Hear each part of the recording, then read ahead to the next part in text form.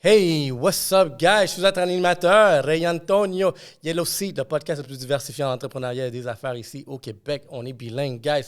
Ma prochaine invitée, je suis fier de la voir, la VP de communication, Elisabeth Abatiello, chez Salvatore Pizza. Si vous avez déjà vu la marque, vous allez voir, c'est une belle entreprise québécoise qui est en expansion. Tout d'abord, on parle de la franchise, de l'histoire, de où elle vient, Salvatore. Ensuite de ça, on parle de la chimie, de travailler dans une entreprise comme ça, en famille, avec ses frères et ses sœurs. On parle de médias sociaux, comment eux autres ils ont réussi vraiment à monétiser derrière leurs médias sociaux, puis à faire un placement qui fonctionne. Et finalement, il fallait que je parle d'Elisabeth. Je voulais la découvrir entre elles, tu sais, vraiment lui donner son moment. Donc, c'est notre prochain épisode que vous allez voir ici au Yellow Sea Podcast.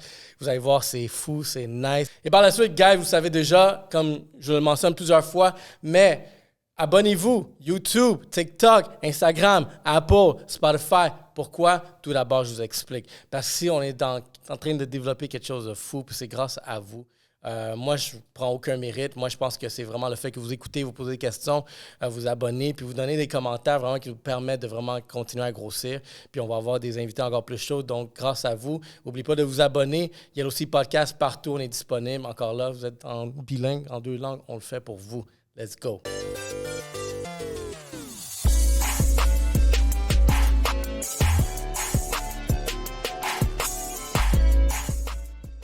Hey, what's up, guys? Ma prochaine invitée, j'ai l'honneur d'accueillir une franchise en expansion au Québec. Pizza et Poutine. Est-ce que vous savez c'est qui?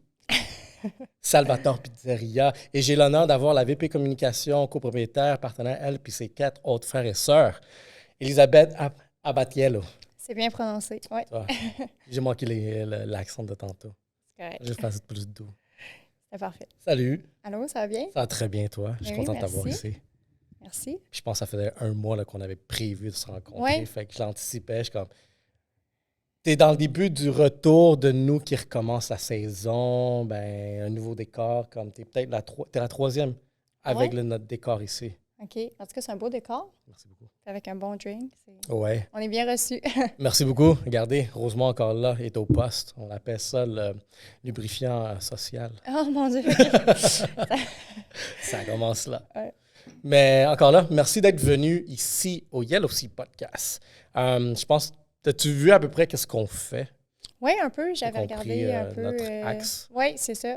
En tout cas, merci d'avoir pensé à nous. On est super contents d'être là. Merci beaucoup. Puis regarde, à la base, je me souviens, quand on a lancé ça au début de la pandémie, comme je te disais, le but était tout le temps d'essayer de, tu sais, vraiment...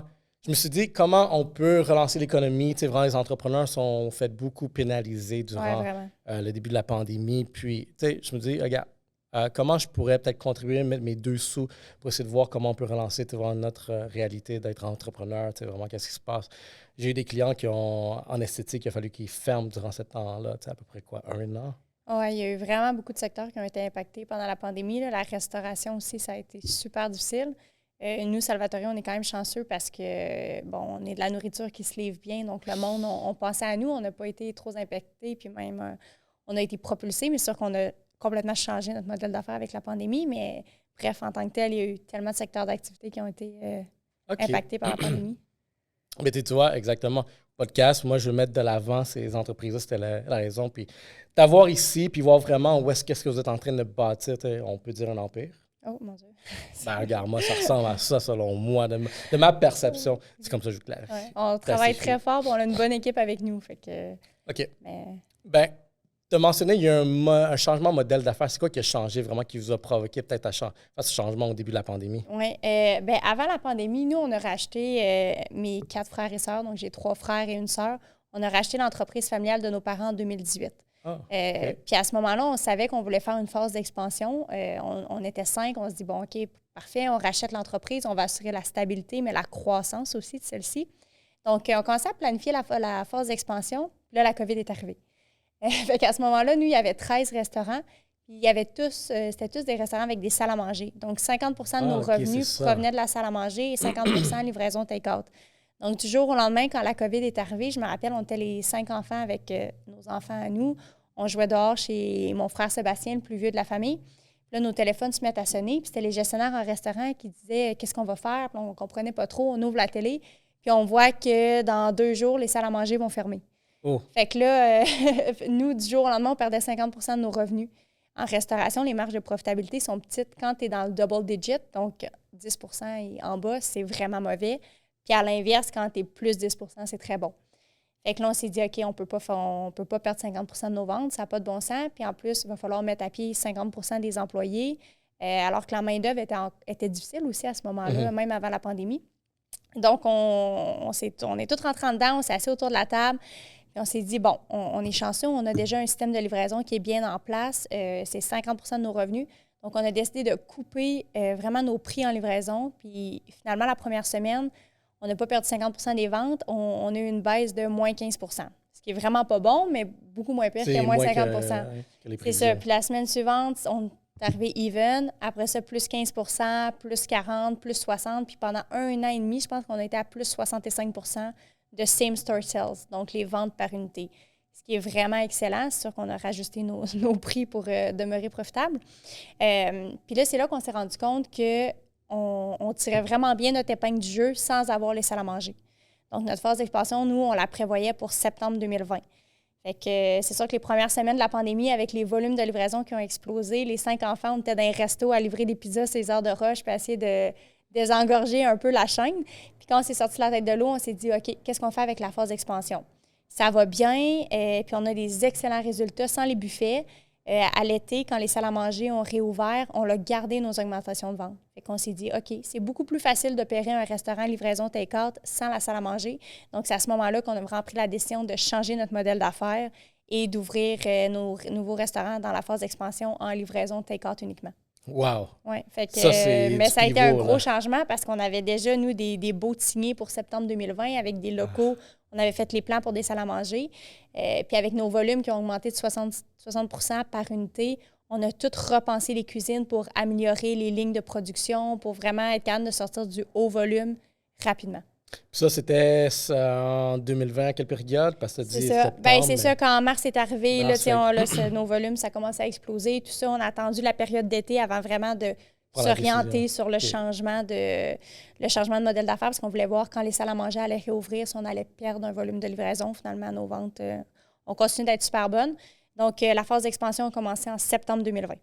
Et notre prochain partenaire, vous le savez déjà, Rosemont. Et je vous présente ici le Rum Punch. Si vous ne l'avez pas encore essayé, vous l'achetez dès maintenant. Durant le mois de février, vous avez 500 points vers votre carte Inspire. Et qu'est-ce que vous allez faire avec les points? Les accumuler et vous allez acheter d'autres Rosemont. Pourquoi? Parce qu'on a une gamme complète. On a du rhum, on a du gin, on a de la vodka, on a du whisky, on a des spiritueux de d'autres sortes de saveurs, on a de la tequila, on a des prêts à boire. Il y a tout. Rosemont va faire votre party au complet pour toutes les saveurs, pour toutes les palettes. Donc, allez l'acheter dès maintenant. Et un autre Rosemont que je peux vous suggérer en primeur, c'est le Madame Gin Amour. Pour ceux qui sont fanatiques du chocolat noir et du gin. Ça, c'est lui là, qui va mettre votre café en chaleur. Puis, qu'est-ce qui fait en sorte que vous avez quand même vu une explosion? T'sais, oui, OK, vous êtes adapté assez rapidement, mais comment l'équipe derrière ça réussit vraiment à penser? Parce que des fois, ça peut être lent à prendre des décisions, comme est-ce qu'on le fait, les risques aussi. Ouais. Quand vous êtes plusieurs personnes aussi à la décision, comme il faut que tout le monde soit en accord. Ou... Bien, c'est ça, mais c'était juste pas viable de perdre 50 % de nos ventes du jour au lendemain. C'est ça, la motivation. Puis on est chanceux, là, on vend pas des steaks puis du caviar, tout ça, de la pizza, de la poutine. En livraison, tout le monde pense à ça. Puis on avait déjà le frame pour ça. On avait notre service de livraison, la commande en ligne, tout était déjà en place. Puis quand on a vu que ça allait super bien, bien, ça s'est fait vraiment naturellement. Puis on savait aussi que c'était difficile d'opérer parce que c'était des salles à manger, mais c'était des buffets à volonté. Okay. Fait que toujours avoir de la nourriture fraîchement sortie du four, en quantité suffisante, prévoir les heures achalandées, pas avoir trop de stock pour pas faire trop de pertes. On savait que c'était plus difficile à gérer. Puis la livraison, tout est informatisé. On a beaucoup d'intelligence artificielle dans les cuisines aussi. Donc, c'est beaucoup plus facile à gérer. Et quand on a vu qu'on avait des très bons volumes sans la salle à manger, bien, la décision a été facile à prendre et unanime pour toute l'équipe. OK, intéressant. Ouais. Félicitations pour ça. Puis ça, c'est exactement les genres de cas, histoires que je veux entendre, voir vraiment comment les personnes ont fait ici. Mais puis, tu sais, ça n'a pas été tout rose. Là. Je me rappelle les premières semaines, je pense qu'on livrait en 2 heures de temps dans nos restaurants. Puis, tu sais, quand tu commandes une pizza, tu ne t'attends pas à la recevoir en 2 heures. Là. C'est beaucoup trop long. Fait qu'en 2 semaines, on a embauché 300 livreurs dans le réseau. Puis, je pense que c'est plate à dire, mais c'est la première fois de notre jeune carrière d'entrepreneur qu'on ne faisait pas vraiment face au manque de main-d'œuvre parce qu'il y avait beaucoup de secteurs d'activité qui avaient coupé des employés. Donc, il y a plein de monde qui appliquait pour livrer de la pizza. Ça, c'était à l'interne Salvatore, c'était pas genre des Uber, rien comme ça? Non, c'est ça. On est avec les parties tierces, là, Uber, Skip, DoorDash. Mais quand le monde pense à se faire livrer du Salvatore, ils savent la plupart qu'on a. Oui, c'est ça exactement. Okay. C'est seulement 3 % de nos revenus, les parties tierces. Puis notre commande en ligne, c'est 80 % de nos revenus. C'est vraiment un pourcentage très élevé. Est-ce que vous essayez de convertir ce 3 %-là, parce qu'il y a quand même des frais attribués à ça? Oui. Est-ce que ça vous fait des fois des campagnes comme sur la boîte? Comme... Oui, c'est ça, exactement. C'est une bonne remarque. À la source. Parce que, ben oui, c'est ça. Puis nous, c'est sûr qu'on veut qu'ils commandent chez nous parce que c'est plus facile. Tu sais, s'il y a un problème après ça, ben, tu sais, avec Uber, on n'a comme pas trop de liaison de clients. Tu sais, il faut qu'ils règlent ça avec Uber. Puis aussi, ben nous, on a ces données. On n'est pas du genre à envoyer des infolettes puis plein d'affaires comme ça. Ouais. Mais si le client, ça fait 4 mois qu'il n'a pas commandé chez nous, on va lui envoyer une infolette. Toujours, nos communications marketing sont vraiment orientées sur être drôle et dynamique près des gens. Fait que si, mettons, ça fait 4 mois qu'un client n'a pas commandé, on est capable d'y envoyer une infolette pour dire ça serait la plus belle journée de ma vie si tu commanderais chez nous. Puis, tout le temps des petites affaires drôles un peu, puis le monde aime ça. Donc, oui, à chaque fois, depuis qu'on est sur les parties tierces, on a fait faire des collants qu'on met sur les boîtes. Puis là-dessus, on promouvoit notre programme de fidélité qui est une pizza ou une poutine gratuite à chaque 6 commandes.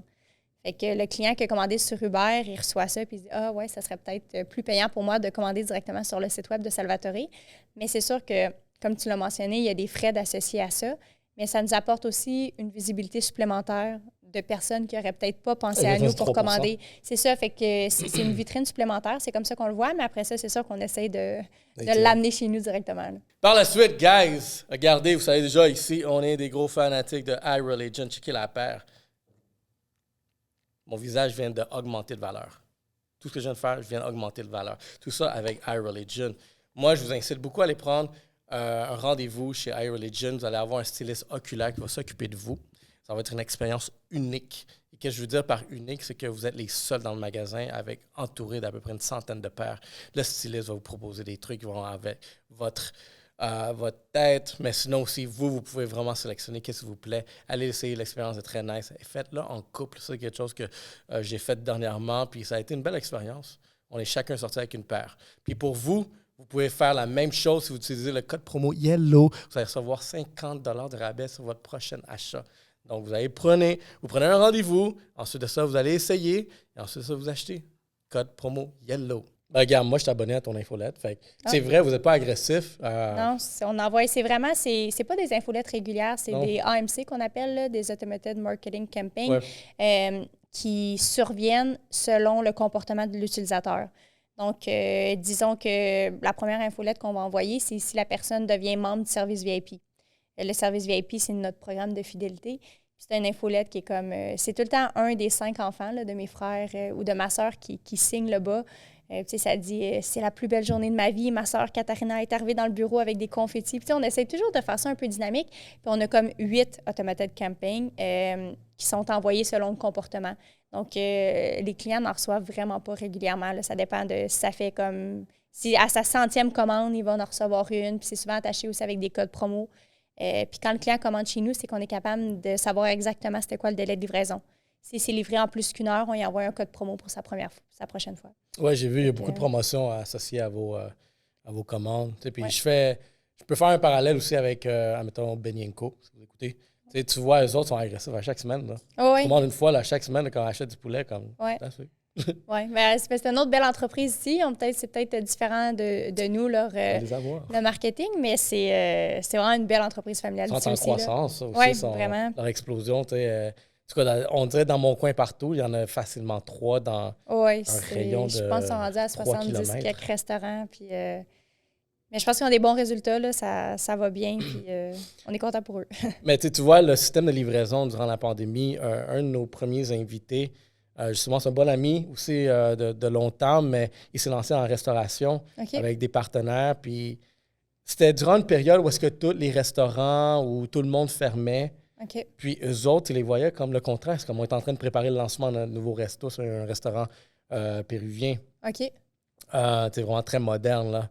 Fait ils ont lancé ça, puis une des histoires, c'est que, ils avaient prévu peut-être durant ce week-end un X nombre de poissons, par exemple, parce qu'il y a beaucoup de fruits de mer. Tout ce qu'ils avaient leur stock dans la première soirée le vendredi, c'était out. Ils ont recommencé vraiment samedi. Ils disaient, OK, cette fois-ci, on en a assez pour le week-end. Pour samedi, dimanche. Samedi, même scénario. C'est un beau problème. Puis oui, au début de la pandémie aussi, il y a beaucoup de restaurants qui ont fermé complètement sans même offrir le service de livraison. Je pense que ça a laissé le champ libre à plein d'autres restaurateurs qui étaient plus agressifs. Bien, justement, puis j'ai eu cette réflexion. J'ai fait une vidéo aussi avec un restaurateur ou influenceur, je dirais. C'était comme comment les entreprises, vraiment les restos qui se lancent dans la livraison, qu'est-ce qu'ils peuvent faire pour essayer de rendre l'expérience? Parce que beaucoup, vraiment les salles à manger, c'est des expériences que tu vois là. La nourriture peut être bonne, mais moi, je dirais qu'expérience est encore bien plus pertinente et importante. C'est très important. Fait que pour ceux qui vendaient des expériences, puis maintenant, la salle à manger est fermée, qu'est-ce que tu peux faire pour essayer de, vraiment améliorer, mais maintenir un standard semblable? Oui. Fait que, je parlais, on disait comme, hey, pour un steakhouse, ça, c'est un peu compliqué, mais peut-être essayer de représenter, tu inclus une rose dans la boîte, un packaging, tu mets une chandelle. Oui, vraiment, l'expérience est très importante. C'est d'offrir un produit constant puis un prix qui fait du sens selon ce que tu offres, mais comment le client se sent en commandant chez toi, c'est super important. Définitivement. Bon, par la suite, quelque chose que j'étais vraiment intrigué parce que ça, tu vraiment dans le monde des affaires, en entrepreneuriat surtout, il y a des histoires, des mauvaises histoires, des mauvais cas dans le fond, que quand tu travailles avec la famille, ça peut devenir un peu dangereux. Puis je l'ai vu, j'ai beaucoup de familles qui sont entrepreneuriales, puis il y a beaucoup de familles, vraiment des oncles, des tantes, des cousins, ainsi de suite, impliqués. Puis ça pouvait créer des conflits, là, vraiment, quand c'était des événements, parce que, durant la fin de semaine, t'es off, t'es en congé, mais là, toute la famille est là, mais il y a eu un conflit durant la semaine à cause de quelque chose. Fait que là, en fin de semaine, t'es encore en train d'en parler, puis tu vois, ça finit jamais. Tu finis jamais par, débrancher, puis t'es tout le temps dans le conflit, peu importe. Vous êtes 5 frères et sœurs. Oui. Je pense qu'on s'est assez chicanés quand on était jeunes. On a tiré tout le jus, là. Non, mais je blague un peu pour de vrai. On s'entend super bien. Depuis qu'on est jeune, depuis qu'on est en âge de travailler, on a toujours travaillé dans les cuisines des restaurants. On a fait de la livraison, on a fait de la pizza, on a répondu au téléphone, on a servi les clients. C'était facile quand c'était nous-mêmes dans les restaurants. Notre priorité, c'est d'offrir un excellent service à la clientèle et des produits super délicieux. Puis quand on a commencé à travailler au centre de service, là, c'était d'être capable de reproduire ça dans 13 restaurants à ce moment-là. Fait que c'est difficile quand tu n'as plus les 2 pieds sur le plancher de t'assurer que nos 2 missions d'entreprise soient totalement respectées. Mais les 5 enfants, on a la même vision pour l'entreprise.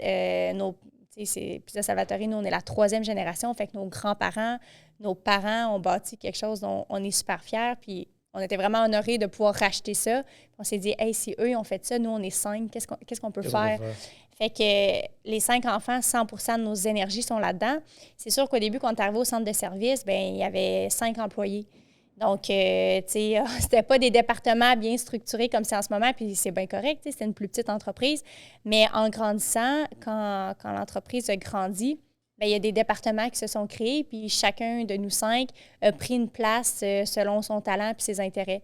Puis on s'est toujours dit, on se parle comme si on parlait à un autre vice-président, mettons, de l'entreprise, ou à un autre gestionnaire. Professionnel. C'est ça, c'est pas à cause que tu es mon frère que je peux te parler de telle manière, parce que je parlerai pas de telle manière à un autre gestionnaire. Donc, surtout devant les employés. C'est ça. Fait que c'est vraiment une ligne directrice qu'on a mis dès le départ. Puis ça va super bien. Puis on est toutes imputables comme tout le monde. Puis c'est respecter tes délais puis mettre ton 100% pour que l'entreprise performe. Fait que je pense que quand on a racheté l'entreprise, c'était important pour nous d'avoir une structure d'équipe qui était solide, puis une structure fiscale aussi solide. Puis on a signé les papiers, puis on n'a plus jamais reparlé de ça. Puis tout le monde fait ce qu'il y a à faire, tout le monde sait ce qu'il y a à faire. On est super chanceux. Là, à chaque lundi soir, on se rejoint les 5 avec nos conjointes, nos 16 enfants avec nos parents. On est 28. Oh. À chaque lundi soir, il y a un souper de famille chez mes parents. Puis tout le monde s'entend bien. Puis, mais tu sais, c'est difficile de décrocher, comme tu disais. Je pense que nos conjoints sont patients là, parce qu'on parle tout le temps de restauration. Wow.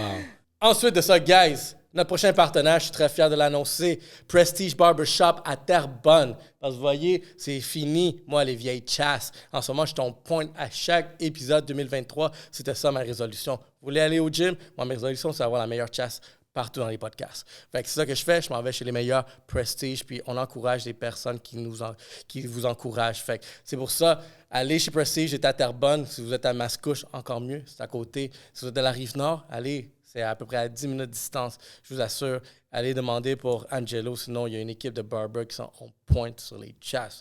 Donc, est-ce que vous êtes prêts pour commencer ce show de retour avec Salvatore? Du fait que vous rejoignez, comme tu le dis, ça l'attribues-tu à la culture que vous avez? Tu es une descendante italienne? Oui. Fait que on s'entend que les Italiens sont reconnus pour cette culture-là très familiale. Oui, puis c'est ça, mais notre côté paternel, ça vient de l'Italie. Du côté de notre mère, ça vient de la Beauce. Donc, je pense qu'on a hérité des valeurs beauceronnes et italiennes, la famille et le travail. Donc, mais oui, depuis qu'on est jeune, les fins de semaine, c'est en famille. Puis, fait que la culture familiale est très, très, très, très forte. Fait que toi, tu es dans le département communication, marketing, je pourrais dire. Oui, c'est ça, communication, rayonnement. Fait que c'est sûr que les réseaux sociaux en 2023, ça prend une place énorme. Donc, ça, c'est toi là, qui veille sur les réseaux sociaux? Oui, ben on est une équipe, là. Okay. Je suis pas toute seule j'ai vu une structure. Ouais, admettons, c'est... C'est ça, exactement. Tout ce qui touche à l'image de marque, quand notre logo est là, comme on est perçu. Si le marketing dit OK, on va mettre tant de dollars en pub sur telle émission à la télé, bien, de concevoir la publicité, qu'est-ce qu'on veut promouvoir, est-ce qu'on veut dire que nos produits sont donc bien bons comme toutes les autres chaînes font, ou on veut mettre de l'avant notre implication sociale dans les communautés dans lesquelles on est implanté, ou si on veut parler qu'on fait affaire avec d'autres entreprises familiales du Québec. Fait que c'est penser à tout ça, comment on est perçu aussi. Non, exactement. Ben c'est bon. Puis à part ça, OK, ben là, tes frères et sœurs, j'essaie de les connaître aussi à la fois. Ce que j'ai vu, le président, sinon le plus décisionnel CEO, si je pourrais dire, c'est ton grand frère, Guillaume. Ben ça, dans le fond, Guillaume Junior, c'est pas mon plus vieux frère, là, mais c'est un de mes frères. C'est lui le président de l'entreprise. Il a comme vraiment un caractère leader, puis il est super bon pour mobiliser les équipes, là, si je peux dire, de tous les départements. J'ai mon frère Sébastien qui est au marketing. Mon frère Frédéric, lui, est plus du côté de la comptabilité. Et ma sœur Katharina, étonnamment, elle est plus du côté de la construction. Ah, OK. Oui.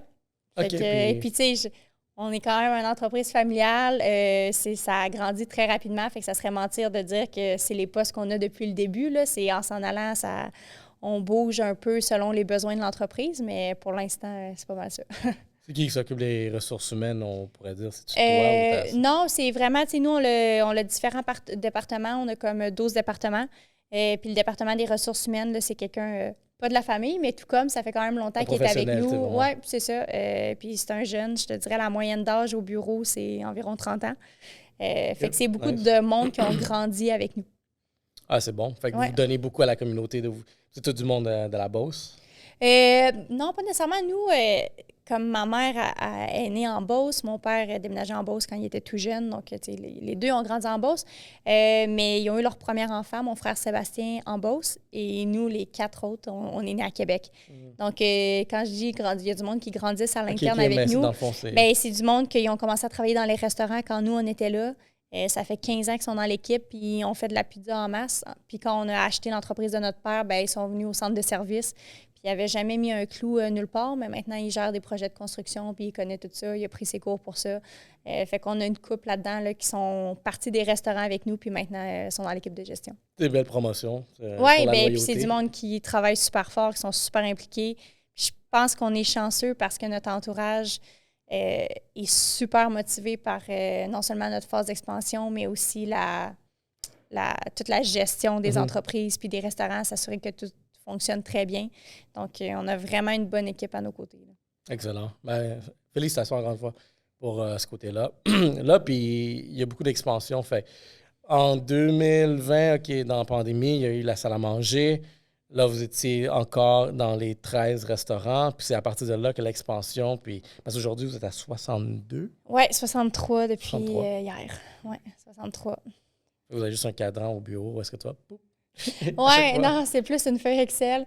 Mais Pareil. quand on a commencé la phase d'expansion, notre objectif, puis c'était un gros objectif pour nous, c'était d'ouvrir un restaurant par mois. Pourquoi je dis un gros objectif pour nous? Parce que quand on a racheté nos parents en 2018, il y avait 13 restaurants. Puis quelques mois après, on a ouvert notre premier restaurant, je peux dire, de par nous-mêmes.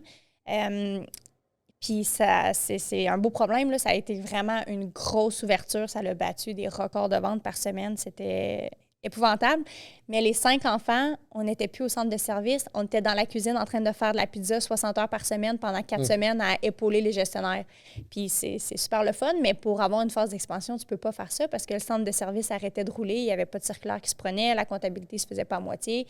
Fait que quand on a mis en place la phase d'expansion, puis je parlais de mon frère Guillaume Junior qui est très leader, bien, c'est lui qui a imaginé ça, qui a dit bien, ça va prendre une équipe pour supporter ça parce qu'on ne peut pas se permettre, nous, de plus gérer l'ensemble des restaurants et de se concentrer uniquement sur les nouveaux restaurants. Donc, c'est à ce moment-là qu'on a vraiment mis une équipe en place. C'est quoi la première étape pour ouvrir un nouveau restaurant? Bien, c'est de trouver le local. Fait qu'il y a une équipe qui trouve un local. Après ça, tout l'approvisionnement, bien, on ouvre dans tel secteur, le fromage en grains à Poutine, il faut que ça soit livré frais à chaque jour. Bien, ça va être qui notre fournisseur? Fait que l'équipe des achats, la comptabilité de tous les restaurants est faite au centre de service. Donc, un technicien comptable peut faire la comptabilité de 5 restaurants. Donc, à chaque 5 restaurants, ça prend une nouvelle personne. Fait que ça prend une équipe RH aussi. C'est des restaurants qui sont corporatifs. Donc, toute la gestion interne du restaurant avec les équipiers, c'est les RH qui s'occupent de ça. Le marketing, les communications, les réseaux sociaux ciblés dans ce secteur-là. Après, c'est la construction pour construire le restaurant. Fait que c'est là que tous les départements se sont mis en place.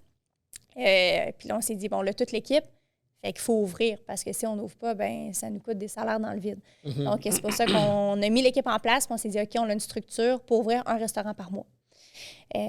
Puis ça a quand même bien été, là, pour être honnête. Puis en avril 2021, tout allait quand même bien. Fait qu'on s'est assis avec tous les membres de l'équipe, on a dit, pense qu'on est prêt à passer à un autre niveau, puis on va ouvrir un restaurant tous les 14 jours. Donc, depuis avril 2021, ça va bientôt faire 2 ans, on ouvre un restaurant tous les 14 jours. Wow. Ouais, ça prend combien de temps, mettons, du moment que tu trouves ton terrain, mettons, ta prochaine localisation, jusqu'à vraiment l'ouverture officielle de... Ça prend environ 3 mois. Ça prend environ 3 mois, la construction. Tu sais, on a quand même une bonne équipe à la construction. On a créé une compagnie de construction nous-mêmes. On est entrepreneur général, donc on gère tous nos projets. Mais un coup que l'équipe de développement a trouvé un local et signe le bail, on essaie d'avoir un 3 mois. C'est arrivé dans le passé que ça a été sur 6 semaines, mais c'est vraiment pas l'idéal pour l'équipe de construction qui doit, les plans faire approuver à la ville, tout ça. C'est un gros rush, là, fait qu'on essaie de le faire en 3 mois. Puis c'est à quel... en ce moment, parce que tu as parlé beaucoup de franchises corporatives, mais là, est-ce que vous avez des franchises indépendantes? Donc, quand on a commencé la phase d'expansion, on avait l'équipe en place pour ouvrir un restaurant par mois. C'est quand même difficile de trouver un franchisé qui a X 1000 $ de mise de fonds à mettre puis qui est prêt à travailler 75-80 heures par semaine dans son restaurant. Fait que nous, notre priorité, avant de partir à la phase d'expansion, c'était d'être stable financièrement.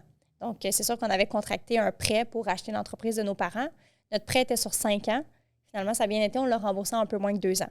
Fait qu'on s'est dit, OK, on est stable financièrement, on est fort, donc on est correct pour les ouvrir corporatifs. Comme ça, on ne pourra pas skipper d'ouverture parce qu'on n'a pas de franchisé dans telle ou telle région. Fait que c'est à ce moment-là qu'on a comme pris la décision de faire une expansion sur un modèle d'affaires corporatif. Okay. Par contre, c'est un corporatif qui est vraiment différent de d'autres chaînes comme Subway ou, bref, d'autres chaînes qui peuvent être corporatives parce que nos gestionnaires, on les a toujours appelés des gestionnaires associés. Ils n'étaient pas nécessairement associés fiscalement dans le livre de minutes ou au registre des entreprises du Québec, mais on disait qu'ils étaient associés parce que nous, on partageait les profits avec eux. Donc, 50 % des profits allaient au centre de service et 50 % étaient redistribués parmi les gestionnaires de la succursale. On essaie d'avoir environ 3 gestionnaires associés par succursale. Puis ça fait vraiment des gestionnaires qui prennent à cœur la réussite de l'entreprise. S'il y a trop de fromage sur la pizza, bien, ils savent que c'est de l'argent de leur poche. S'il y a des équipiers qui ne punchent pas out, bien, ça fait des gestionnaires qui sont vraiment plus consciencieux à plein de petits détails. Puis en bout de ligne, ça fait que les restaurants sont plus profitables, le volume de commandes est plus haut, tout ça. Et après quelques mois, voire années, ben ça fait des gestionnaires qui gagnent en haut de 100 000 par année pour gérer une pizzeria, ce qui est vraiment très haut. Mais là, le rêve de ces personnes-là, c'était d'avoir leur propre pizzeria. Éventuellement. Donc, c'est ça. Fait que là, nous, on se disait, bon, ben là, si on leur vend pas le restaurant en franchise, ben ils vont peut-être aller ailleurs parce qu'ils veulent être propriétaires, c'est leur rêve. Ils ont les ressources maintenant. C'est ça, exactement. Ils ont les ressources financières pour acheter une bannière. Donc, c'est à ce moment-là qu'on a comme un peu changé notre modèle d'affaires. On ouvre encore tous nos restaurants corporatifs, mais quand un restaurant est bien géré pendant 2 trimestres consécutifs, puis bien géré, c'est qu'il respecte parfaitement nos normes. On a établi 4 normes. Là. Le délai de livraison moyen est respecté. La profitabilité de l'entreprise est respectée. Fait que ça nous donne une bonne vue d'ensemble sur tout. L'indice satisfaction client. Puis l'autre, mon Dieu, j'ai comme un blanc. Mais bref, quand il respecte les 4 critères parfaitement, il peut faire une demande pour se franchiser. Puis si on voit qu'il fait la demande, il respecte les critères, ben on l'autorise à se franchiser et on le finance à 100 %. Donc, il n'y a pas de mise de fonds à mettre. Fait que ça nous permet d'avoir des franchisés, premièrement, qu'on connaît, que ça fait un petit bout qu'on travaille avec eux, puis on sait qu'ils ont à cœur l'image de Marc Salvatore, puis qu'ils peuvent bien performer. Puis ça nous permet d'avoir des très bons gestionnaires qui ont...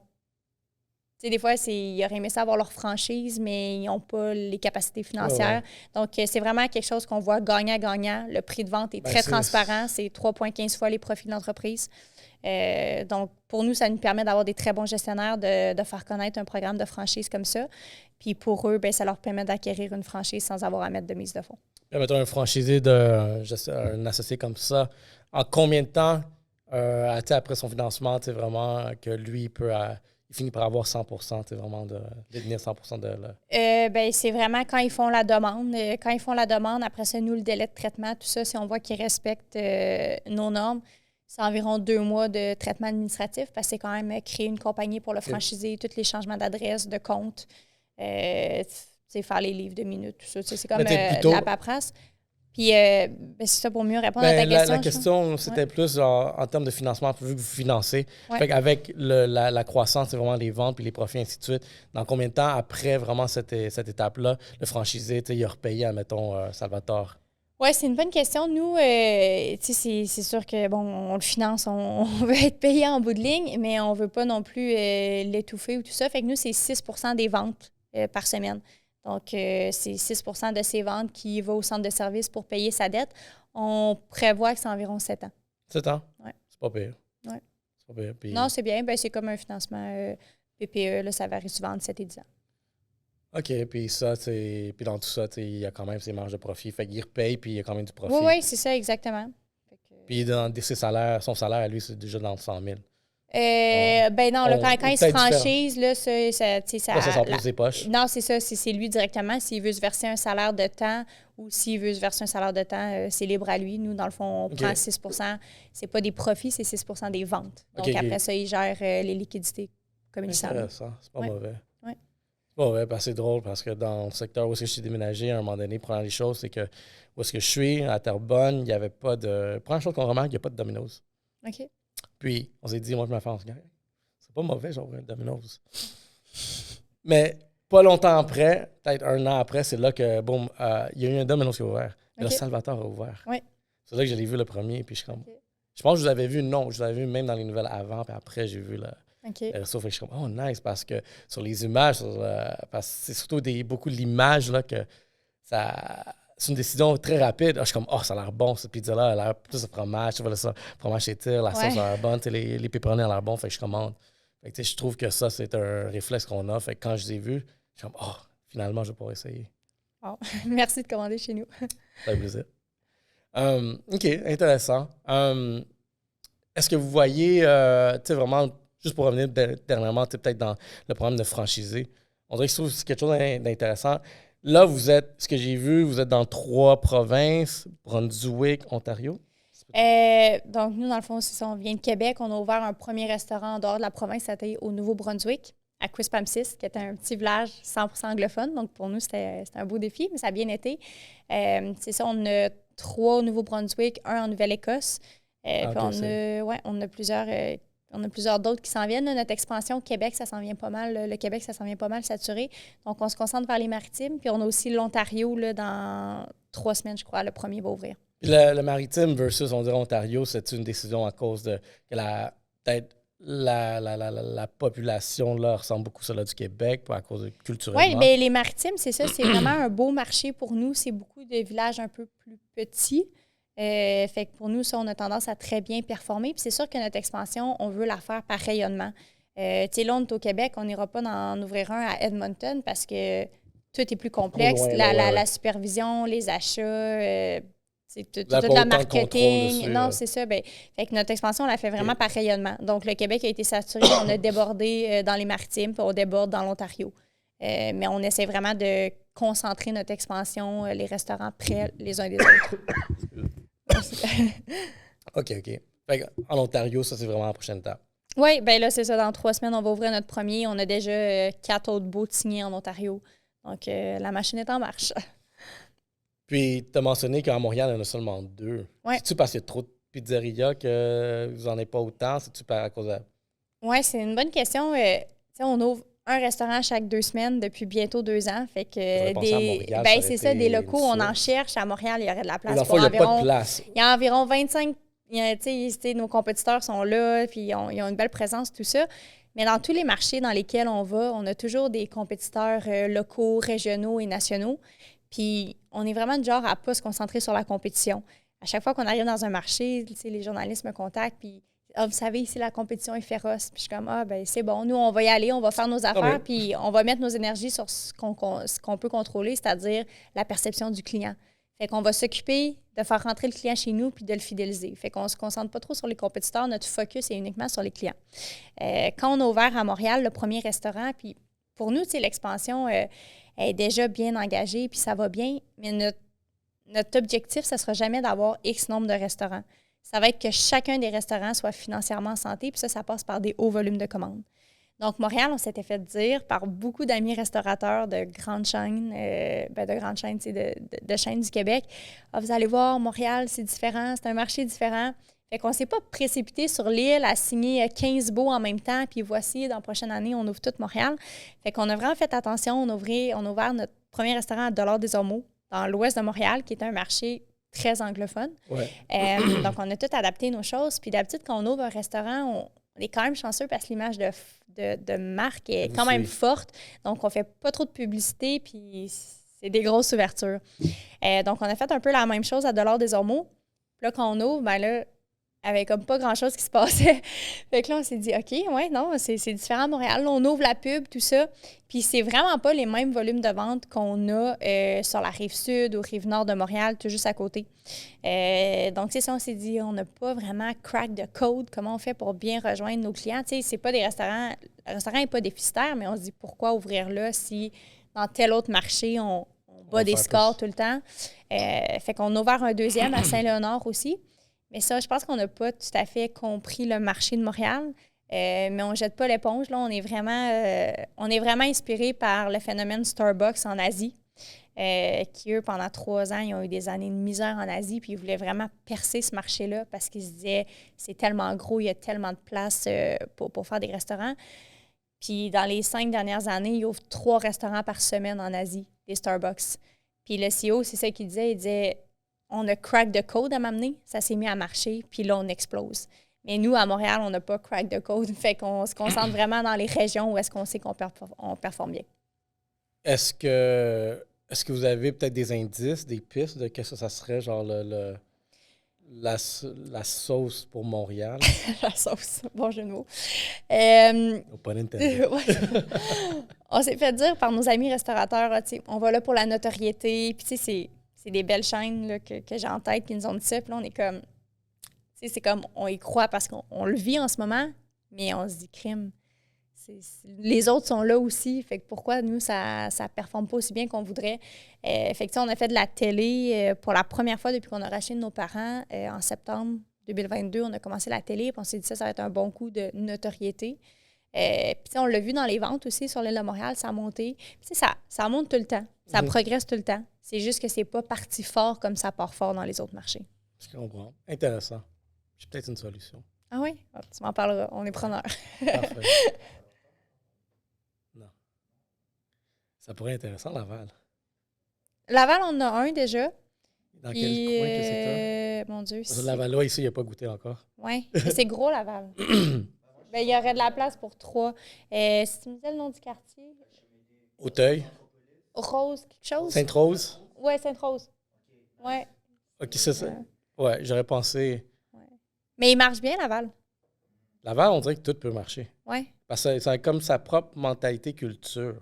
Oui. C'est Laval ou rien.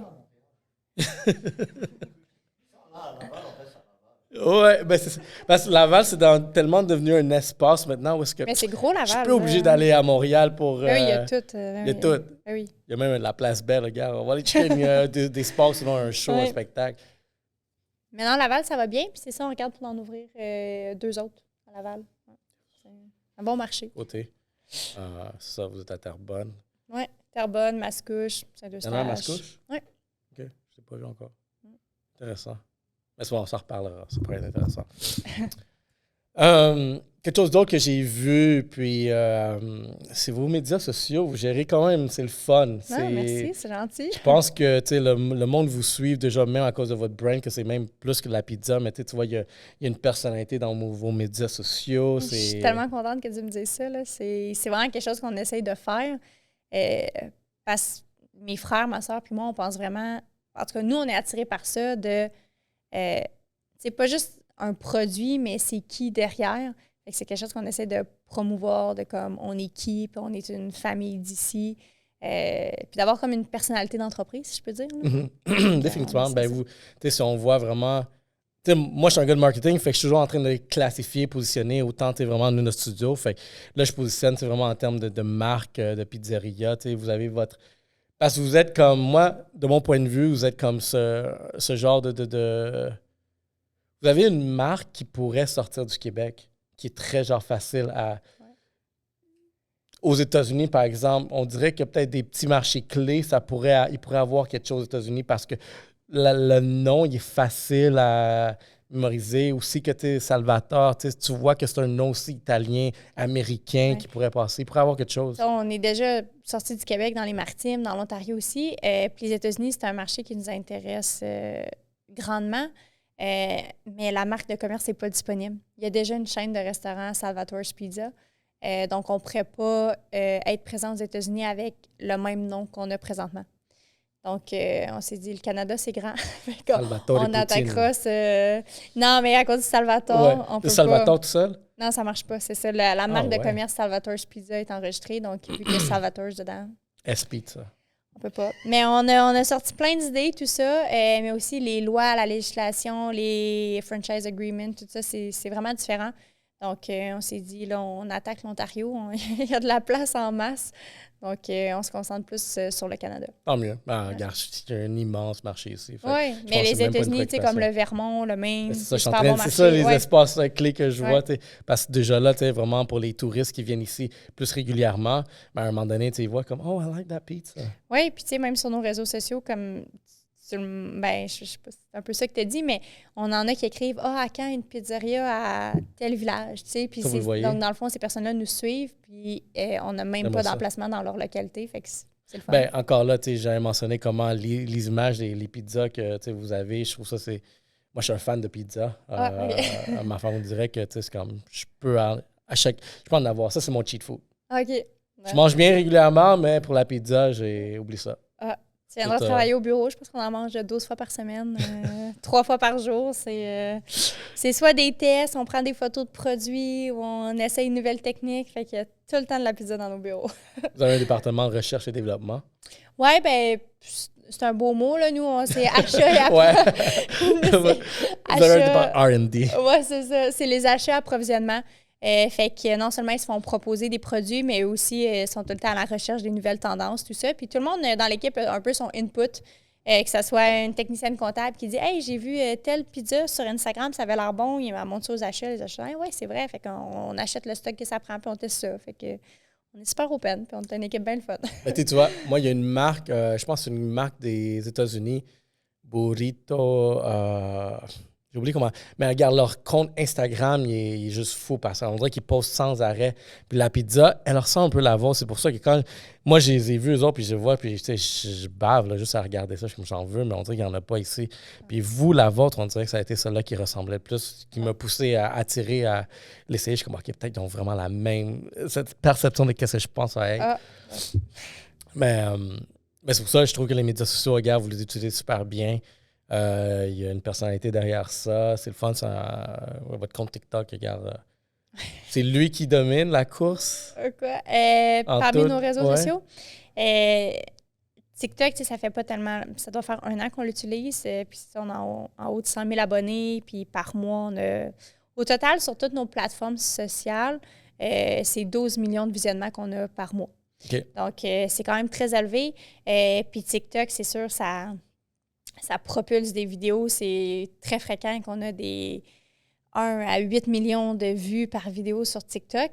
Puis on dirait que l'arrivée de TikTok dans les réseaux sociaux, ça a obligé les autres plateformes à s'adapter. Comme Facebook, on voit les Reels, Instagram aussi.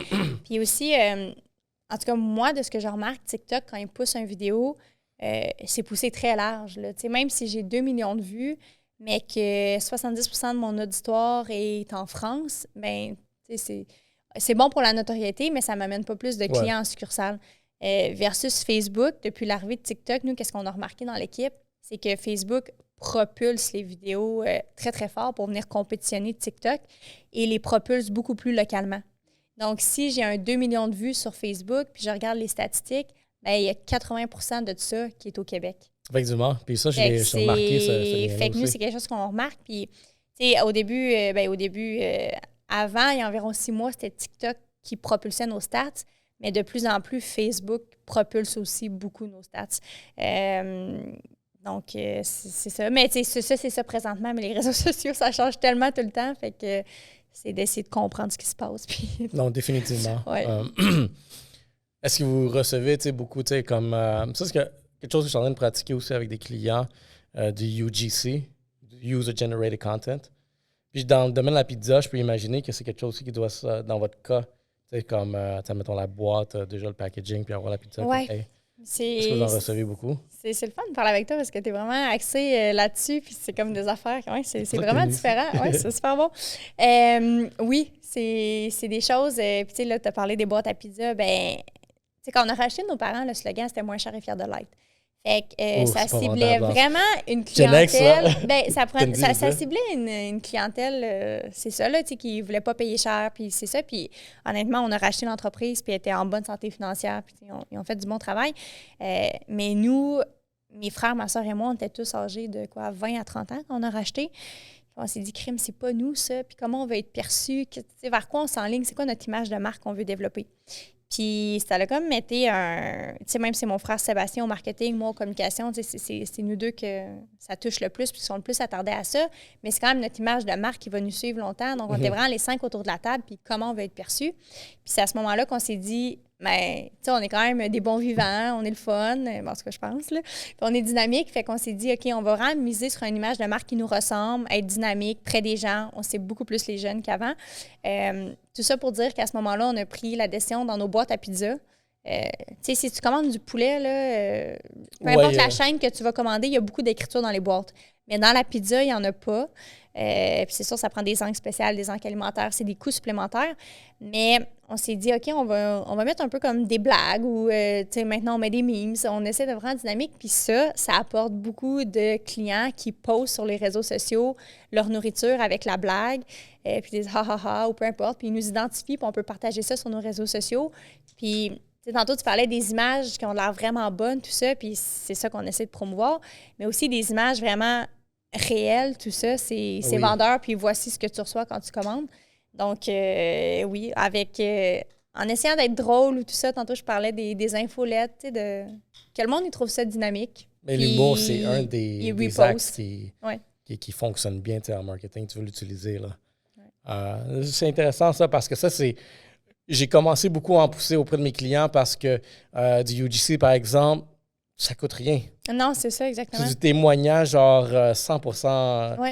Quelque chose qu'on a remarqué, tu sais, nous autres, avec des les commanditaires qu'on a dans les podcasts, puis même les autres productions du Black Box, c'est que on a parlé entre podcasteurs, puis on s'est dit comme, c'est vrai que juste avoir peut-être toi qui vas juste avoir que en parler, ou juste le montrer, ou juste le partager, va créer cet effet-là que d'autres personnes veulent aller en chercher à cause de ce témoignage-là, genre authentique. Bien, c'est ça. Puis aussi, ça vient vraiment bien avec les créateurs de contenu, ce que tu viens de dire. Les créateurs de contenu, ça a pris une place, je dirais pas démesurée parce que ça a tout à fait sa place, là, mais ça a pris une énorme place dans la vie, surtout des plus jeunes, notre clientèle cible. Puis, tu sais, des fois, c'est de doser qu'est-ce que je crée organiquement et qu'est-ce que je veux que les créateurs de contenu promouvoient. Puis, je pense qu'on a quand même un bon mélange sur nos réseaux sociaux, que ce soit TikTok, Instagram ou Facebook. On fait beaucoup affaire avec des créateurs de contenu, puis c'est tout le temps un contexte qui est super le fun, organique à leur propre contenu aussi. Donc, on fait un mix des deux. Ben, c'est bon parce que ça permet d'aller chercher des communautés totalement différentes. Exactement. Ça touche des gens qu'on n'a pas l'habitude de toucher.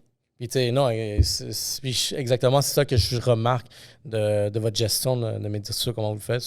Fait que je trouve ça que, tu sais, j'avais eu cette discussion-là avec d'autres entrepreneurs, dont des grosses entreprises, mais, tu sais, quand tu essaies dans le contexte de exit, vraiment, comme à combien je vaux ça, juste la valeur de médias sociaux, de branding sur les médias sociaux, ça a une autre valeur de plus parce que quand tu sors, tu parles de j'ouvre ton capot analytique, tu parles de 12 millions de vues par mois, tout est éparpillé là, mais TikTok, mais tu vois, il est rendu là, mais là, Facebook est rendu plus là. Fait que déjà, il y a une valeur de plus que je trouve que les entreprises ne considèrent pas encore. Tu sais, admettons, quand tu es en train de faire ton plan de exit, mais quand tu travailles beaucoup tes médias sociaux, puis cette valeur, ce branding-là, de ton UGC qui te suit, et tu peux attribuer une valeur supplémentaire au brand. Il y a combien d'entreprises qui sont nées dans les dernières années uniquement sur les réseaux sociaux? Oui. C'est un bon exemple. Ben, une autre invitée que j'ai eue ici, je t'inviterais, c'est à Montréal en ce moment, la Toxica.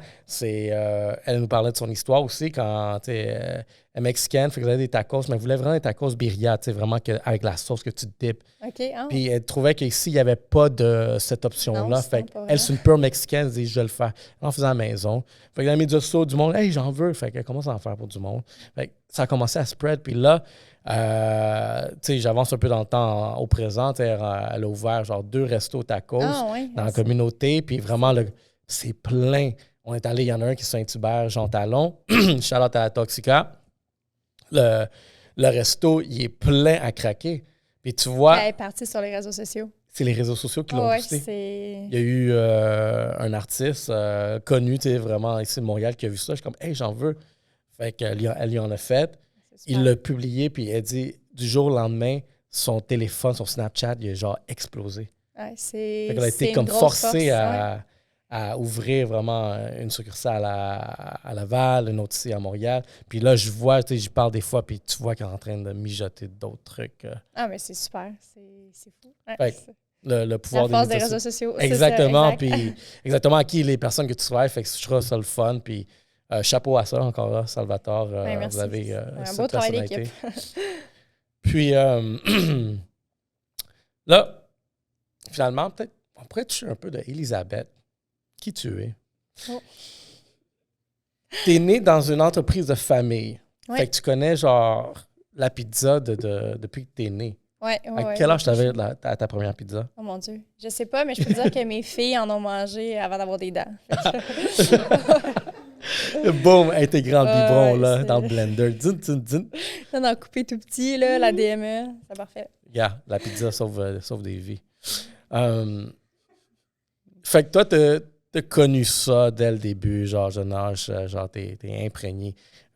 Pizza sans ton ADN. Je serais pas surpris, ça peut-être un tatou d'une pointe de pizza quelque part sur ton corps. Non, j'ai pas de tatou, mais non, comme je te disais tantôt, on en mange 12 fois par semaine, c'est même pas une blague, là, c'est quasiment triste notre affaire. Là, mais tu as une bonne shape pour 12 fois par semaine. Soit la pizza est vraiment low fat, basse en calories, tu vois, elle est santé parce que regarde 12 fois par semaine, puis tu tiens bien, t'as une bonne shape. On court le soir, là, je suis sportive, là, on est tous un peu sportifs. Fait que, c'est bon, ça. On essaie de se tenir en forme, mais oui, on en mange vraiment beaucoup. Fait que ça serait pas que tu es né dans une entreprise de pizzeria, tu sais, vraiment déjà avec une notoriété comme celle-ci. Qu'est-ce que Elisabeth voudrait faire? Si j'étais pas une entreprise familiale? Si t'es pas né dans Salvatore, c'est pas ça ta famille, genre. Ouais. Qu'est-ce que tu aurais voulu faire de ta vie, ta carrière? Ben, il y a quelque chose d'autre qu'on fait un peu sur le side, là, je pourrais dire, mais je pense vraiment que moi et mes frères et sœurs, on a beaucoup de plaisir à travailler ensemble. Fait que, tu sais, là, c'est sûr qu'on a eu l'opportunité d'être ensemble, puis de grandir ensemble, d'acquérir l'entreprise ensemble. Mais je pense qu'on s'intéresse tous beaucoup à l'immobilier aussi. Puis notre père a toujours fait un peu d'immobilier aussi. Fait que c'est sûr que si j'étais pas dans la restauration, je pense que je me concentrerais à 100% sur l'immobilier. Immobilier. Ouais, on trouve ça bien le fun. Aurais-tu eu un côté artistique? Genre, parce que des fois, on a un hobby artistique, je sais pas, peut-être des poèmes, chanter, danser, la photographie. C'est mieux pour tout le monde que je chante pas et que je ne danse pas. Non, mais j'ai toujours fait beaucoup de sport, si je peux dire. J'ai joué au soccer, rugby, quand même très compétitif. Ah oui? Ouais. La course à pied aussi, mais je pense pas que j'aurais eu le talent pour être... Ouais, du ski, j'adore le ski. Je pense pas que j'aurais eu le talent, par exemple, pour faire du sport de haut niveau comme carrière. Mais sinon, le droit, je trouve ça de l'air intéressant. Puis avec les entreprises, tout ça, on a été beaucoup en contact avec des fiscalistes. Ça me fascine, les fiscalistes, là, de toujours être on top, puis de savoir ce qui se passe, puis de toute la gestion. Je trouve ça super intéressant, mais j'ai comme l'impression que c'est tellement complexe. Mais sinon, c'est quelque chose qui m'aurait intéressé, je pense. Fait que, vu que tu gères vraiment le département de communication, il y a beaucoup de créativité là. Ouais. Mais maintenant que tu parles genre juste de droit, juste cette orientation-là, être droit, vraiment, c'est quelque chose d'assez cartésien. On dirait que tu es comme mélange. Oui, je pense que c'est une balance. C'est où, genre? C'est ça, puis c'est drôle parce que, tu sais, dans la famille, on le voit, là, j'ai mon frère Sébastien qui n'est pas du tout cartésien, vraiment très artiste au marketing. J'ai mon frère Guillaume qui est ultra cartésien. Mais je pense que moi, je suis comme un mélange des deux. OK, t'es la balance. Oui, je pense que je suis dans le milieu. Là. J'ai quand même un côté analytique très fort. Mais un côté artistique aussi quand même développé. Donc, puis parmi tes frères et sœurs, toi, t'es quel enfant? T'es-tu la plus jeune? Donc, nous, dans le fond, on est 5. Les 3 gars, c'est les plus vieux. Donc, il y a Sébastien, le plus vieux, lui qui est plus artistique au marketing. Il y a Guillaume, qui est plus leader, le président. Il y a Frédéric, qui est côté comptabilité. Ensuite, il y a moi, je suis la 4e. Et il y a ma sœur, Katharina, là, qui est la plus jeune. On se suit tous de 2 ans. 2 ans? Oui. Ah ouais? Fait que 2 ans fois 5 enfants, on a 10 ans d'écart, là, la plus jeune et le plus vieux. Fait que ta mère, elle était enceinte pendant 10 ans de sa vie. C'est fou, hein? Quand tu penses. Ouais, je sais pas. Elle est forte, elle est bonne. Puis elle les a élevés après, là. Ouais. Ouais, c'est quelque chose, ça. Elle, comment tu vois, c'était quoi, genre, la dynamique à la maison, tu sais, grandir, voir tes parents entrepreneurs comme ça? Ouais. Est-ce que ton père, ta mère, étaient dans l'entreprise ou peut-être, regarde, vu que déjà, tu sais, la business roulait, fait est-ce que ta mère était plus, genre, s'occupait des enfants, de la famille, puis plus s'occupe de ce côté-là? Ouais. Ton père, il ramène des mon sous. Père, quand il était plus jeune, les deux travaillaient dans les restaurants, je peux dire. Puis quand c'est devenu un système de franchise, avant que... Ben, après la naissance de mon premier frère, il y a eu comme 3 restaurants, tout ça, fait que c'est plus devenu un réseau de franchise. Ma mère, elle était à la maison, puis elle s'occupait de nous. Fait que on n'est jamais allé à la garderie, aucun des 5 enfants. Ouais. Elle s'occupait de nous, tout ça. Puis mon père, c'est sûr qu'il travaillait beaucoup, mais je trouve vraiment que c'est un exemple d'équilibre travail-famille. Il était présent quand même. Oui, j'ai l'impression c'est sûr qu'on est jeune, puis on est en grande phase d'expansion, puis on est en apprentissage à balancer vie familiale et vie professionnelle. Mais mon père, je pense que c'est un bon exemple là-dedans. Il venait souper avec nous à chaque soir. La fin de semaine, c'était en famille. C'est sûr qu'il répondait à une couple de téléphone des fois quand on était couché, tout ça, mais il était quand même vraiment présent. Puis, les fins de semaine, il n'a jamais voulu qu'on fasse trop de sport ou d'avoir trop d'implications parce que la fin de semaine, pour lui, c'était au chalet en famille. OK. Fait que, il était quand même très présent. Puis ma mère, elle a élevé ses 5 enfants. Je pense que c'est une façon de le voir parce que vraiment de gérer ça, de balancer. Ouais, c'est gros quand même là, de balancer tout ça. Puis moi, on le vit, j'ai 4 frères et sœurs, puis tout le monde vit ça un peu différemment. Puis l'implication des conjointes au travail ou à la maison, tout ça, ça va vite la vie. Là. T'as combien d'enfants? J'ai 3 petites filles. 3 petites filles? Oui. Est-ce que tu en vas voir un 4e? Pardon? Non, là, c'est fini. Ouais, vu qu'il y a une tendance de 5 enfants. Oui, c'est ça, mais tu sais, on est 5 enfants, puis il y a 16 petits-enfants. Fait qu'on a tous 3, puis il y en a un qui pète la moyenne avec un 4e. Ah ouais? Mais je pense que c'est fini, là. Je pense que tout le monde a fini. Oh, vraiment une grosse famille. Oui, c'est ça. Chaque lundi soir, on est 28. Ça, c'est la famille proche, là. Ouais. Fait que les cousins sont même pas encore inclus.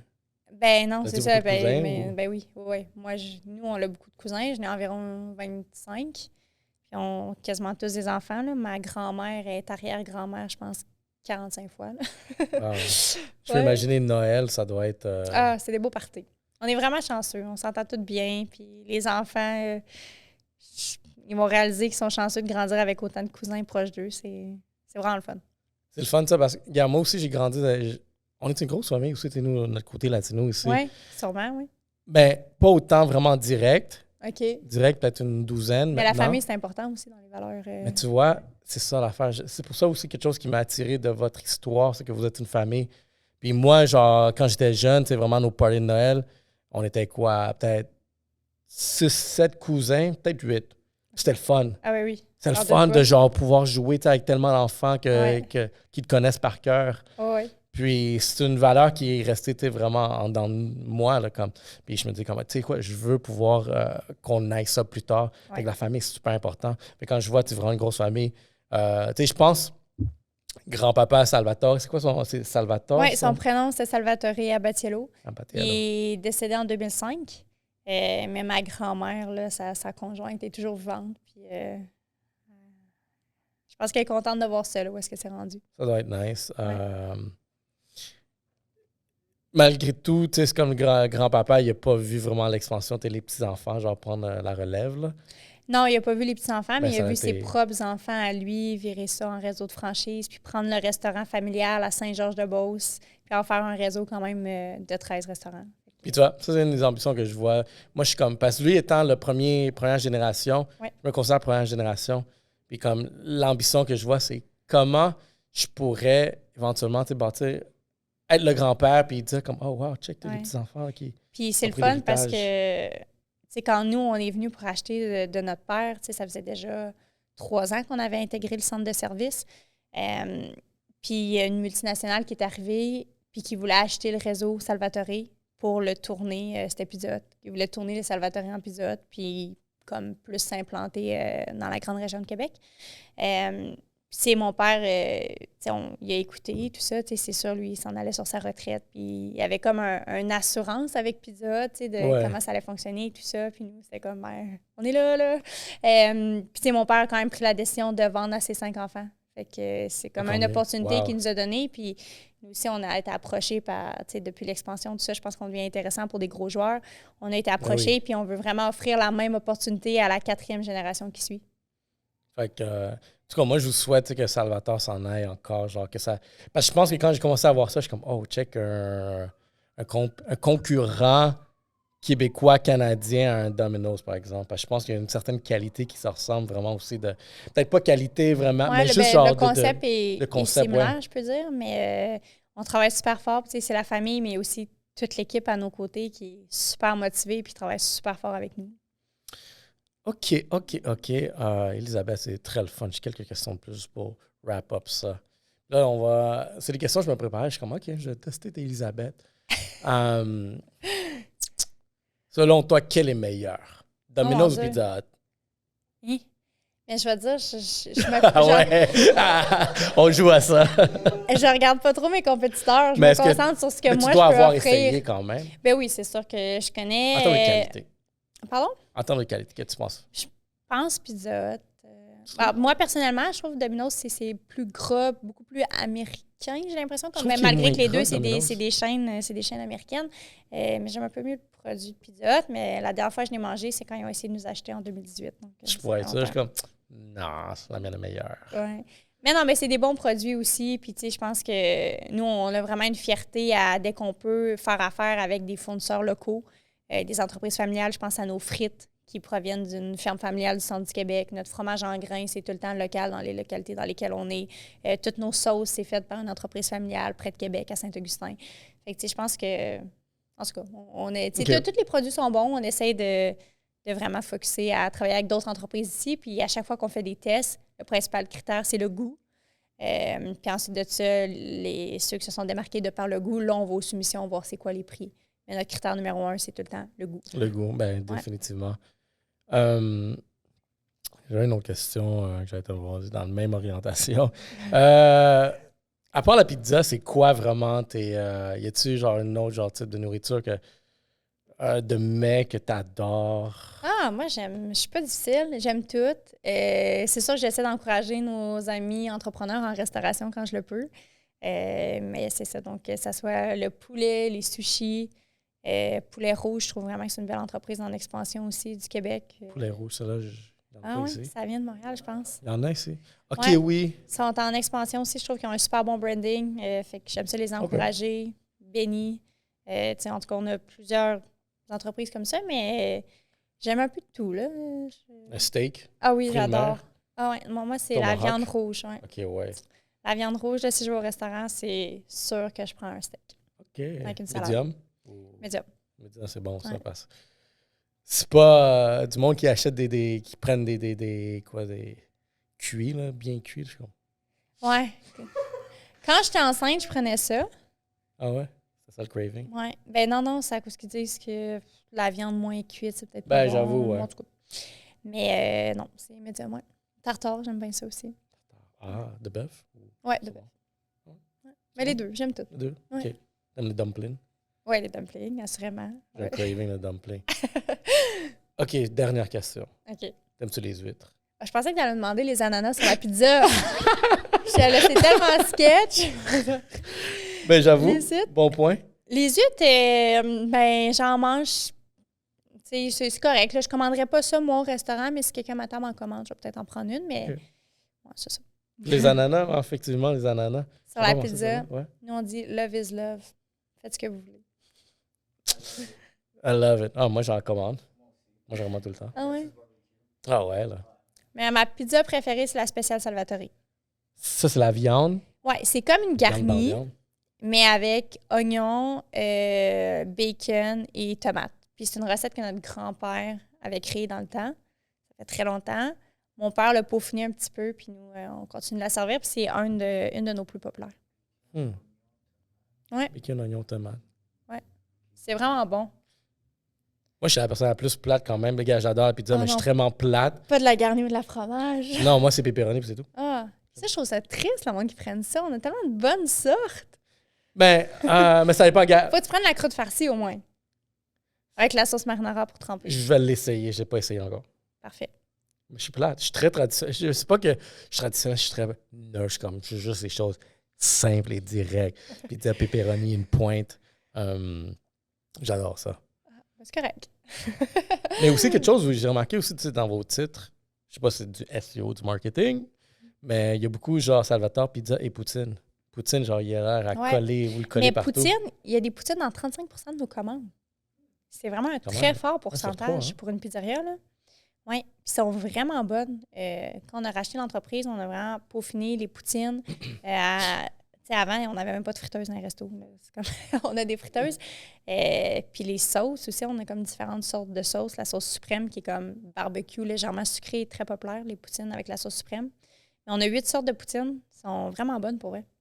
Fait que quand le monde les essaye, ils les adoptent puis ils en recommandent. Dernière question. J'ai tellement de dernières questions. Pensez-vous avoir des food trucks? C'est vraiment bon comme question. L'année passée, on a comme fait un peu d'événementiel. On a parti ça tranquille avec la F1 à Montréal. Donc, ça a parti très fort. C'était... Ça allait l'enfer. Ce qu'on fait en 6 semaines de vente dans un Salvatore moyen, on l'a fait en 3 jours. Ah ouais, l'enfer.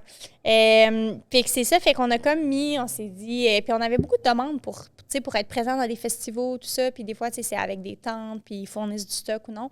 Fait que food truck, on n'en a pas encore. On y pense un peu, mais on pense plus à des événements un peu plus d'envergure qu'on peut s'installer sur le site, comme on l'a fait pour la F1.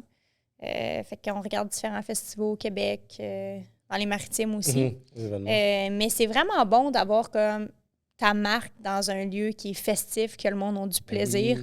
Ça, c'est un gros PR parce que, exactement, festif. le monde sont déjà joyeux. Bien, c'est ça, ils sont contents. Puis là, puis là, après ça, ils vont associer leur moment joyeux avec ta marque. Donc, c'est vraiment quelque chose qu'on veut pousser. Puis qu'on a du monde maintenant, sont deux avec deux gestionnaires et leur équipe, qui, eux, ils vont juste faire ça des événements. Ouais. Intéressant. Oui, puis c'est une belle manière aussi de se faire connaître dans des marchés qu'on n'est peut-être pas nécessairement. Non, exactement. Mais peut-être faire. Côté PR, tu sais, vraiment, on revient à Montréal quand tu vas t'implanter. Je suis comme, c'est quoi ça? Ouais. Échantillon, ouais. Mange un pepperoni, moi j'aime poutine. Ouais. comme Costco. Mais la petite table, l'échantillon. Tu vas voir, c'est ça qu'on fait. Ouais. Pensez-vous aller en surgelé? En surgelé, mais ouais, on pense. Aller en surgelé. Ben, pour le branding, regarde, on dirait que c'est une tendance québécoise aussi quand même, quand la chaîne elle a atteint une certaine notoriété, elle s'en va dans le surgelé à cause du branding. Parce qu'elle se produit déjà aussi, tu sais, comme je pense à... En tout cas, il y en a, tu sais, ils font des côtes levées, mais ils les produisent déjà pour les restaurants, donc ils font juste l'empacter puis shipper ça dans des épiceries. Mais c'est sûr qu'on ne voudrait pas être un parmi tant d'autres. Fait qu'on est en train de développer ça. C'est un projet qui va tranquillement, mais qui avance sûrement. Mais ça ne serait pas de la pizza surgelée là, comme vous connaissez. Ça serait plus un autre style. OK. Ouais, une autre expérience. Une autre expérience. Oui. Voyez-vous un concept high-end? Genre, vous avez déjà la salle à manger, mais imagine, genre, Salvatore, mais fort au bois. Oui. Quand on a racheté nos parents, on voulait vraiment essayer quelque chose. C'était l'idée d'un de mes frères. Il voulait faire un peu comme un Subway de la pizza. Donc, le client est devant toi, qu'est-ce que tu veux sur ta pizza, les ingrédients sont tous frais devant lui, il choisit, puis tu mets au fur et à mesure comme ça. Fait que ça, c'était vraiment plus haut de gamme, si je peux dire. Puis c'était des fours qu'on avait achetés qui étaient spéciales, ça cuisait la pizza en seulement 2 minutes. Alors que... De quoi c'était New York? Genre les fours, tu sais, vraiment les pizzerias, les slices à New York. Ah, OK, ouais. Ben ça, je pense qu'ils font juste réchauffer. Nous, c'est vraiment... OK, fait que vous, c'était vraiment cuire. Oui, c'est ça, cuire versus un four traditionnel à pizza à rotation, c'est environ 6 minutes. 5 minutes 50. Exact. 5 minutes 50. Oui, c'est ça. Fait qu'on avait essayé ça, puis ça marchait quand même bien. Pour être honnête, le monde était comme déçu d'arriver dans un Salvatore puis de se heurter à ce concept-là versus ce qu'ils connaissaient déjà à la base. Et c'était très long. Ben pas très long, mais tu sais, c'est comme au Subway. C'était vraiment un concept qui ressemblait à Subway. Donc, tu te déplaces, fait que ça prend un équipier par client. Fait que ça prend beaucoup plus d'équipiers sur le plancher pour que la file avance, tout ça. Fait que c'était beaucoup... c'était moins efficient, si je peux dire. Donc, on l'a laissé tomber ça, mais... Fait que on a déjà essayé un peu plus high-end, puis on ne voudrait pas y retourner. Puis ce qui est très important pour nous, c'est d'avoir une uniformité dans le réseau. Que ça soit tant sur le concept, parce qu'avant, on avait des salles à manger, maintenant, on n'en a plus vraiment. Fait que, tu sais, de tout ramener ça uniforme, tant pour la supervision que le marketing, que les produits, dans les bottins de commande, tout ça. Tu sais, on veut que ça soit vraiment uniforme. Puis aussi pour les produits offerts. Donc, on essaie d'avoir une uniformité. OK.